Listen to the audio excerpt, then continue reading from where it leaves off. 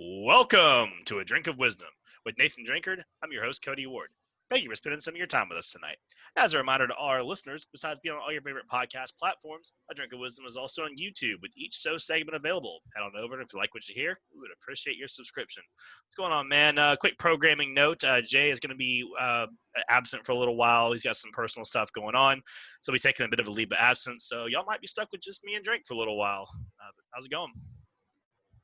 Hey, man, it's going, man. I just want, before we off in here, I want to say, hey, shouts out. We're going to miss Jay. He's still part of the team and everything. And, when the time is right, we're going to get back in the lab and we're going to get to cooking. But you know what it is. Let's talk some sports, baby. You know what it is. Go ahead and pull up a seat because we got to speak. Cody, what's on the menu today, baby? Oh, man, we got episode 22 up. We got Giannis getting the bag. LSU shocked the college football world. And we're going to check in on your college football playoff rankings as well here shortly. Let's go ahead and kick it off tonight with some Monday night football action between the Ravens and the Browns. This game carried a lot of hype into it. It's the 7-5 Ravens. They had to win to keep their playoff hopes alive, while the 9-3 Browns were looking to catch the Steelers in the AFC North. The 47-42 shootout saw the Ravens emerge victorious in what was likely a game of the year candidate so far. Defending MVP Lamar Jackson tallied up 287 total yards and 3 touchdowns, making big plays when he had to, even after leaving the game for cramps late in the fourth quarter. Baker Mayfield was great too, outside of a pick six, did throw for 343 yards and 2 touchdowns. The win does keep Baltimore's playoff hopes alive, and it makes it harder for the Browns to win the North. Drink, what'd you take away from this game? Well, one of the things I took away from you said something about cramps, right? Well, let's talk about the cramps a little bit because I heard one Lamar Jackson actually said, hey, I didn't want to pull a Paul Pierce back there and not come back out because of the cramps. So I found that to be pretty humorous. They took a shot at Paul Pierce like that. Monday Night Football, you said it. Listen, this was a top 3, if not the best Monday Night Football game of the year. Very competitive. And this is why the NFL goes out and scheduled Monday nights and Thursday night games like they do to keep them with divisional fire, because we all know this. When you get into November, December, and January, you get those hard-nosed division games to end the season, and then you roll into that playoff, and you know what time it is when the money on the line. So I thought that game, it was some money on the line. Like, they both played like it was something on the line. Let's start off. I start off with the unfortunate losers of the game, the Browns. Listen, Nick Chubb, I seen this stat, right? Nick Chubb started running the ball. This dude had like 800 rushing yards this year, and he missed 4 games. And so I got to thinking, like, man, Chubb is kind of underrated as a running back, because I don't hear people talk about, when we talk about top 5 running backs, Chubb is not a name I hear a lot. You hear you hear Henry, you hear McCaffrey, you hear Kamara, you hear Dalvin Cook this year. Dalvin Cook. You hear these names. But, a name we don't hear a lot is Chubb, and I think we should hear more of him, because when I seen that guy's running the ball. Oh, and if you didn't see the game, he was sure running it last night as well. Nick Chubb, and here's the deal. For all the admirations and, the congratulations we give the Browns this year for getting over the snide and actually looking like a winning football franchise, we know that none of this happens if you don't put a complimentary run game behind Baker Mayfield. Last night, Baker Mayfield looked about as comfortable as he looked all season last night when he was able to hand that ball off to Chubb, hand it off to Hunt, and them boys was doing what they had to do, getting between the tackles, hitting the edges. I mean, Chubb was just phenomenal. I mean, I became a Chubb fan last night. I'm not even going to lie to you. And then Baker Mayfield was able to make the throws to Jarvis Landry. And did I say Jarvis Landry? Let's talk about Jarvis Landry a little bit. Did you seen that flea flicker that they had? Or maybe, like, listen. They throw those in almost every game. They love that kind of stuff, right? Landry. But this is what I liked about it, right? They do it so much that Jarvis Landry is either he's getting some type of education on how to be a quarterback, or he's just been doing this for so long, he just know what to do. I see him hanging out to the very last moment, take the hit, get that thing out there to Nick Chubb. I said, yo, look at Landry out there looking like a young QB. Don't do it too much, though. We need the hands, not the arm. But I thought that was beautiful. I just like the looseness. Ever since Kevin Stefanski came over to this team looks a lot more loose. They look a lot more ready to play. And listen, for what most people got to say, hey, the Browns, yeah, they beat up on inferior teams, but when it comes to playing a playoff team, what do they look like? Listen, the Ravens probably going to be a playoff team. We've seen them win. I'm not saying Ravens like a powerhouse or anything, but they are a playoff team. So you got to take the stats how you take them. Don't say they look bad against every playoff team, and then they play a playoff team. It's the Ravens. They're probably going to be a 6 or 7 seed. It doesn't matter. They're a playoff team. So just leave it at that. All right, cool. Boom. So the run game last night, Myles Garrett was doing this thing.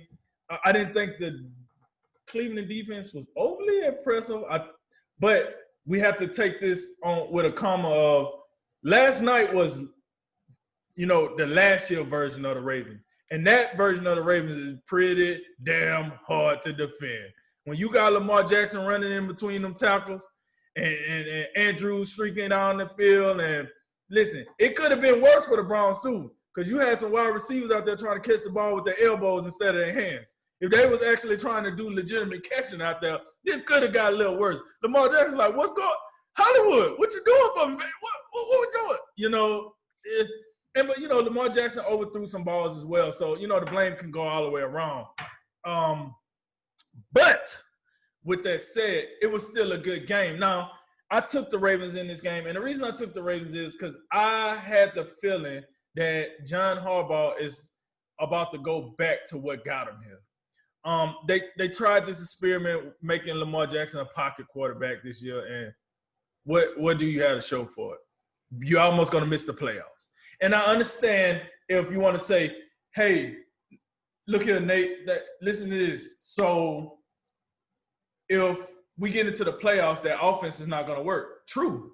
But hell, you got to make it to the playoffs first. And the offense is going to at least get you to the playoffs. You just got to figure out how to make it work in the playoffs. But what you was running before what you was running last night, that's not even going to get you to the playoffs, let alone to a ring. You got to let Lamar Jackson do what he do. I got it. Everybody don't have to be Tom Brady in the pocket. Everybody can't be Russell Wilson in the pocket. Everybody can't, Patrick Mahomes. Sometimes different players just bring different skill sets, and that's Lamar Jackson. He is undeniably the best running quarterback in the NFL, bar none. When he gets loose, good luck, because he looks like a wide receiver / running back out there in the open. And that works. We seen it last night. Yep. Cleveland could not stop him on the ground to save their life. And then what happens? So you so worried about Lamar Jackson? Here come J.K. Dobbins. Here come Gus Edwards. Mark Ingram a little bit. I don't know what's really going on with Mark Ingram. But you start springing in these heavy hitters. Then Mark Andrews get behind you. And now he started catching.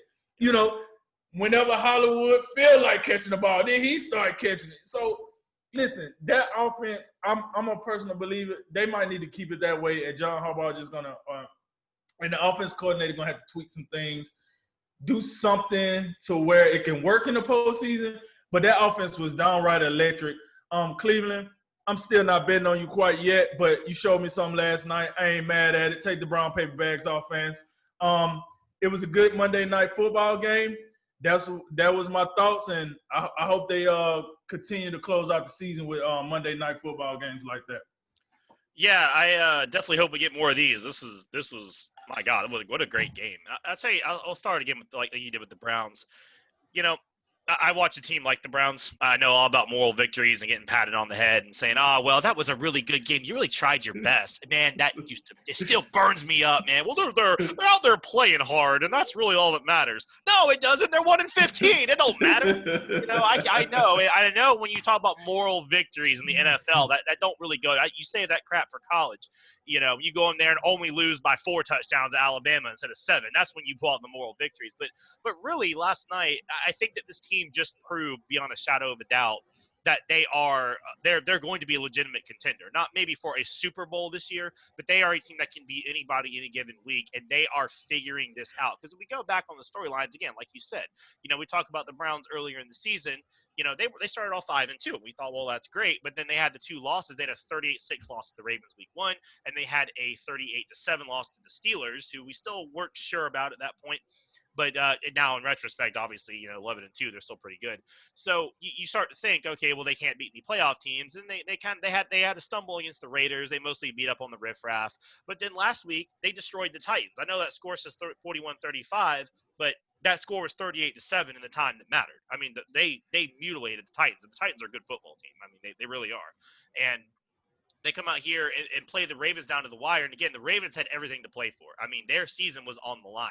If you look at the AFC playoff race, the Ravens could not lose this game. They would not. They would be almost sunk if they did not win this game. I mean, they're basically competing with Miami, and even with the win, they're not in the playoffs right now. They are the 8th seed, but it keeps them neck and neck. And the Browns had a lot to play for, but not as much as the Ravens. I mean, this is a team with the reigning MVP that was 14-2 last year. They've had a rough season. The Ravens have had some injuries. Again, you talk about how they've had to change up the offense a little bit. They were racked by COVID, I think, twice now, in the season. I mean, they've had a lot to deal with. If you look at who the Ravens have lost to, I mean, they've lost to the Chiefs, the Steelers, the Patriots, the Titans, and the Steelers. I mean, there's not a lot of shame in that, besides maybe the Patriots game. But you're talking about a team that is very resilient, and they have that championship DNA. We see teams that just have that it factor of, we're going to figure out how to win this game no matter what. So the Browns had a lot against them. And I think in the third quarter, when they were down 2 touchdowns, it was easy to just quit. It really was. It'd been easy for the Browns. They would have disassembled like they would have had every other time in the last 20 years. The tires would have fell off. They'd been fighting each other on the sidelines. Odell would have been throwing goalpost nets and whatever else. Like, how it always happens, but they didn't do that. Yep. Rallied, and they played that to the very last possession. So it's a very important game. As far as some of the notes of the game itself, I thought Mayfield was really good outside of obviously the pick six, which was bad. I don't think he made a horrible read. Just the read he made, he could have zipped it past the defender. He just didn't make a good throw. The throw was not where it needed to be. It needed to be much more outside. I think the Browns defense severely misses Joe Schobert. I know this isn't the most flashy thing in the world, but they really seem in the middle of that defense to be lacking a little bit. A lot of those runs were getting to the second and third level of the defense. They were missing some tackles. It looks like Myles Garrett was somewhat hampered out there. He didn't look like himself, and he needs to be himself for that defense to really function. But overall, I think that the offense, there's a lot to like. I mean, Baker Mayfield in the second half, he led drives of 75 yards, and 70 yards. I mean, he had 3 11 or 12 play drives where they did pretty much whatever they wanted. This Ravens defense is not bad. I mean, they're a very good defense. And on the Ravens side of things, I think one thing you're concerned about now is the injuries. I think Marcus Peters got hurt. Another corner got hurt. I forget his name, but they had 2 major corner injuries. And can I take a second to also highlight what is up with Unique Ngakoue? I mean, he was there last night. I mean, he was chasing Baker around some. But let me read you these stats real quick. Since the Ravens have traded for him, in Minnesota, in 6 games played, he had 5 sacks, 2 forced fumbles, 6 tackles for loss, and 12 total tackles.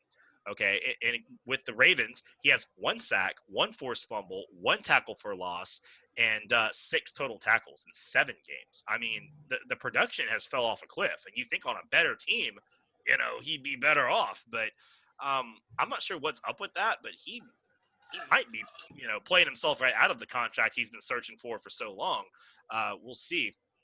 But but I think again with the Ravens, they're getting their footing. They really are. They're going back. You said they're going back to what works. They're getting their footing. The COVID stuff is came and gone. They weathered that storm. Their last 3 games are the Jaguars, the Giants, and the Bengals. They by far have the easiest path of the last 3 teams remaining. The Dolphins, who they'll be primary competing with for that last seed in the playoffs. Remember, it's 7 teams this year. Dolphins have the Patriots, the Raiders, and the Browns. Or I'm sorry, the Bills is the last game of their season. So not going to be even easy. worse. Yeah, that's even worse, right? And the Browns are going to lock this up. They're going to be definitely the highest wild card seed. It looks like they have the Giants, the Jets, and the Steelers. And I think that Steelers game will be interesting because I don't know if the Steelers will really play it that hard. Because it looks like the Chiefs now are probably going to lock up that 1 seed. And remember, this year the 2 seed is not a bye. You still have to play if you're the 2 seed.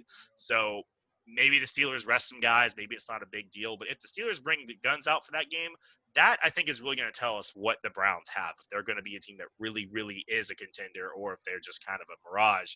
But I think the last 2 weeks have showed us that the Browns are not the Browns of yesteryear, and they're definitely not the Browns of the last 20 years. And this team is, I think, finally turning a corner, and Baker Mayfield's playing better football. And I think as long as Baker Mayfield's playing good football and this team, the glue kind of stays together, they're a good team. They're going to be a contender, and they're going to be in the mix. Shout out to Kevin Stefanski out there, looking like a grown man, getting these boys ready to play. Put an adult in the room and look what happens.